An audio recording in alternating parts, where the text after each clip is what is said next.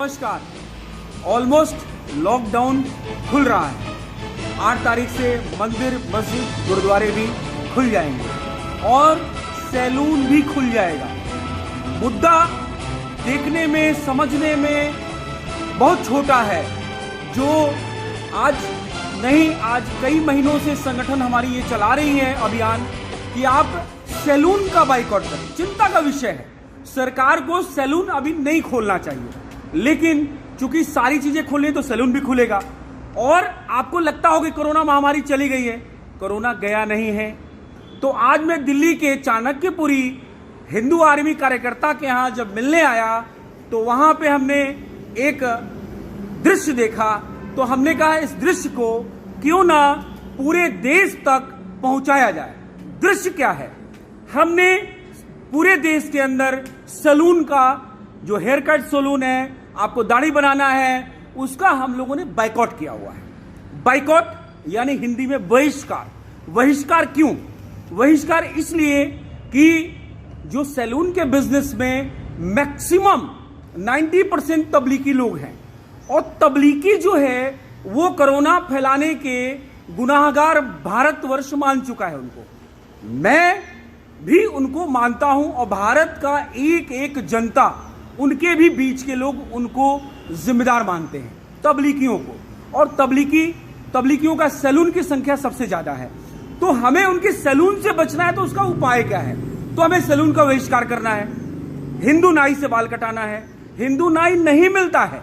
जैसे जब हम हिंदू आर्मी कार्यकर्ताओं के पास मिलने आए तो देखा मैंने यहां दृश्य कि इन लोगों ने अपना ट्रिमर वगैरह मंगा रखा है, और इन लोगों ने अपने आप से एक दूसरे का ये लोग बाल और दाढ़ी बना रहे हैं। कोई शर्म की बात नहीं है, पैसा की बचत है, सेहत की बचत है, कोरोना से बचेंगे आप। अब रही बात कि ये दो पीछे आप देख रहे होंगे भगवा झंडा। भगवा झंडा क्यों? भगवा झंडा हिंदुत्व का प्रतीक है। तो इसका ये साफ साफ मैसेज भगवा अंग वस्त्र का या भगवा झंडा का जो कार्यकर्ता लेके खड़े हैं, उसका एक ही मैसेज है कि हिंदू नाई, हिंदू सैलून, या अपने आप से स्वावलंबी बने। स्वावलंबी बनना है। जिस तरह से आप देख सकते हैं, जो कार्यकर्ता हैं, देख लीजिए आप, एक बार कैमरा इधर कर दीजिए, आप देखिए इन्होंने किस तरीके से, ये सामान्य तरीके का ट्रिमर है, उससे ये लोग जो है बाल और दाढ़ी वगैरह अपना सेट कर रहे हैं और काट रहे हैं। मैंने भी अपने परिवार में ही अपना बाल कटाया था, फिर बढ़ रहा है और फिर कटाऊंगा। मैं सैलून नहीं जाऊंगा, और मैं आपको भी कहता हूं कि सैलून मत जाइए। आप देखिए, दो बातें हैं। आपको हिंदुत्व का उत्थान करना है, हिंदू राष्ट्र बनाना है। 3 महीने 2.5 महीने हो गए हैं, आप सैलून नहीं गए, तो आपका क्या घट गया मुझे बता दीजिए। इसको युद्ध मत बनाइए।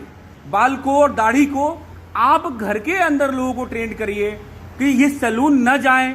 कोरोना महामारी सबसे ज्यादा कहीं से अगर फैल सकती है तो वो कहां से फैल सकती है? सैलून से फैल सकती है, क्योंकि वहां तमाम तरह के जो इंस्ट्रूमेंट्स हैं वो तमाम लोग यूज करते हैं। ट्रिमर आप अकेले यूज करते हैं, ट्रिमर को हम सैनिटाइज भी करते हैं। हम आने से पहले देखिए इन्होंने मशीन भी रख रखी है, इन्होंने टेम्परेचर चेक किया। मैं आपको अपना टेम्परेचर भी दिखा सकता हूं। ये देखिए कितना टेम्परेचर दिख रहा है, 97.8। 97.8 मतलब 100 के अंदर जो है नॉर्मल है। यहाँ सबका चेकिंग हुआ है। हम लोग प्रॉपर जो सैनिटाइज किया हुआ सामान इस्तेमाल जो कार्यकर्ता हैं वो कर रहे हैं। देश के कोने कोने के लोग जो हैं वो घर में अपना इस तरह की जो व्यवस्था है उसको करके बाल कटवा रहे हैं, दाढ़ी बनवा रहे हैं। दिक्कत क्या है? दिक्कत ये है कि जो तबलीगी हैं, बार बार लोगों को बुरा लगता है।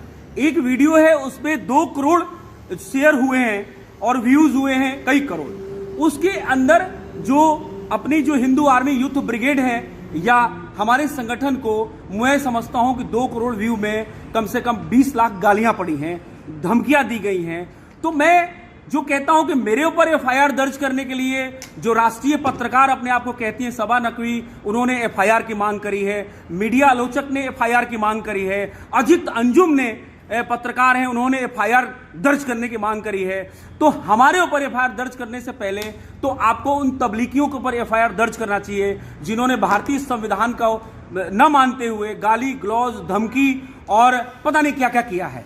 अभी आपने 2 दिन पहले भी देखा, अकरम राजपूत उर्फ अकरम खान ने जो काम करते हैं उसमें माइक्रोसॉफ्ट में, वो तबलीगी के औलाद हैं, वो जिहादी हैं, वो अफजल गुरु के बाप हैं और वो पढ़े लिखे हैं। माइक्रोसॉफ्ट में काम करते हुए उन्होंने ये ऐलान किया कि हिंदुओं तुम लोग इस्लाम कबूल कर लो और हम लोग यहाँ गजवाए हिंद लागू करने वाले हैं, नहीं तो सबका सर कलम कर दिया जाएगा।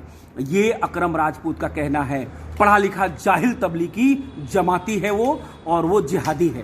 तो हमें इस तरह के जिहादियों से बचने के लिए हमें सचिन तेंदुलकर का जो दिया हुआ संदेश याद करना चाहिए कि उन्होंने अपने बच्चे का बाल खुद से काटा था। हमें मार्क जुकरबर्ग का संदेश मानना चाहिए जो उन्होंने अपनी पत्नी से खुद का बाल कटवाया था।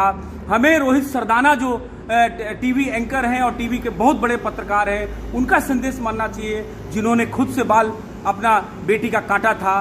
कहने का तात्पर्य ये है, हमारे हिंदू आर्मी यूथ ब्रिगेड के जो देश भर के कार्यकर्ता हैं वो अपने घरों में इस तरह की प्रक्रिया अपना रहे हैं। आप फिर से दिखाइए, एक बार आप नजदीक जाके दिखाइए कितना सुंदर जो है वो बाल कट रहा है। भाई साहब, ट्रिमर कितने का आता होगा? 1100 रुपए का ट्रिमर आता है। तो इससे कोई साइड इफेक्ट जो आप कर रहे हैं, कोई मतलब आप ऐसा तो नहीं है कुछ? तो लेके बैठे हुए हैं। अच्छा, देखिए ये भी सैनिटाइजर भी रखा हुआ है, बहुत बढ़िया। अच्छा, तो ये इजीली अवेलेबल है, ऑफलाइन ऑनलाइन सब जगह मिल जाएगा। तो आपको मैं जो संदेश देना चाहता हूं पूरे देशवासियों को संदेश देना चाहता हूं कि आप जो कोरोना महामारी है उसको जितना छोटा समझ रहे हो उतना छोटा है नहीं, और उससे सबसे ज्यादा जो खतरा है वो सैलून खुल जाएंगे या खुलने वाले हैं, और इनफैक्ट कुछ खुल भी रहे हैं। तो मैं ये समझता हूं कि आपको सबसे ज्यादा जो एहतियात बरतना है, सबसे ज्यादा जो सुरक्षित रहना है वो सैलून से रहना है, और सैलून बिल्कुल ना जाएं। इससे दो काम हो जाएगा।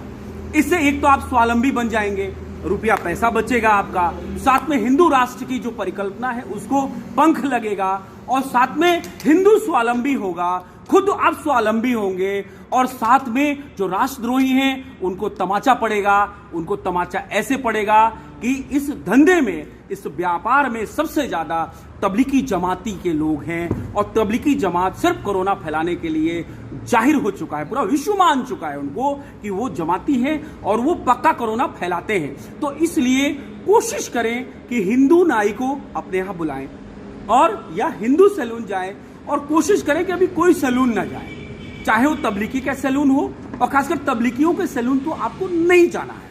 तो ये मेरा विनम्र अनुरोध है आप सभी से कि आप देश को स्वावलंबी बनाएं, और इन राष्ट्रद्रोहियों से जो आस्तीन के सांप हैं इनसे बचने की जरूरत है। लखनऊ के मुनव्वर राणा ने आप 90 करोड़ हो भारतवर्ष के हिंदुओं, आपको जानवर कहा है, जाहिल कहा है। उनके सैलून में, उनके जमातियों के सैलून में जाके आपको अगर जाहिल बनना है तो बन जाओ, कोरोना फैलाना है तो फैला लो। कृपया करके मेरी बात को समझने का प्रयास करिए, संगठन के बात को समझने का प्रयास करिए। आप बिल्कुल तबलीगियों के सैलून मत जाएं, चाहे वो जावेद हबीब जैसा दिखावा वाला 5 स्टार होटल हो, सैलून हो, या कोई छोटा सैलून हो। आपको हिंदू सैलून में जाना है। हिंदू सैलून बिल्कुल ढूंढिए, आपके मोहल्ले में मिल जाएगा। आपको बिल्कुल भी तबलीगियों का बाइकआउट करना है, मतलब उनके सैलून में नहीं जाना है, बहिष्कार करना है। बहिष्कार करना है इस तरीके से बहिष्कार करना है। मैं इस वीडियो को लंबा बना रहा हूं ताकि लोगों तक संदेश पहुंचे। ये देखिए, भगवाधारी हिंदू कार्यकर्ता अपने कार्यकर्ता का खुद से दाढ़ी सेट कर रहे हैं और खुद से बाल काट रहे हैं। कुछ नहीं जाता है, ये घर की खेती है, थोड़ा बहुत ऊपर नीचे भी हो गया तो दोबारा उग जाएगा। तो आप सभी से पुनः विनम्र निवेदन है कि इन राष्ट्रद्रोहियों का बाइकआउट करिए सैलून के जरिए, इन राष्ट्रद्रोहियों का बाइकआउट करिए फल वाले के जरिए, इन राष्ट्रद्रोहियों का, तबलीगियों का बाइकआउट जारी रखिए। सब्जी वाले, परचून वाले, सैलून का खासकर बाइकआउट करना है। इस समय सैलून खुल रहा है, बार बार मैं आपको चिता रहा हूं कि सैलून नहीं जाइएगा। आप ऐसा न हो कि बहुत पैसे वाले हों और अरे ये तो ऐसे बोलते रहते हैं, कोरोना लग जाएगा, कोरोना नहीं पहचानता। और खासकर तबलीगी इस फिराक में है कि सैलून खुले, और आप उनके यहां जाएं और वो भेष बदल के और आपको कोरोना दे दें। कोरोना से बचना है तो सैलून का बाइकॉट जारी रखिए। बार बार विनम्र अनुरोध। जय श्री राम, जय बजरंगबली, जय हिंदू राष्ट्र, जय बजरंगबली, भारत माता की जय।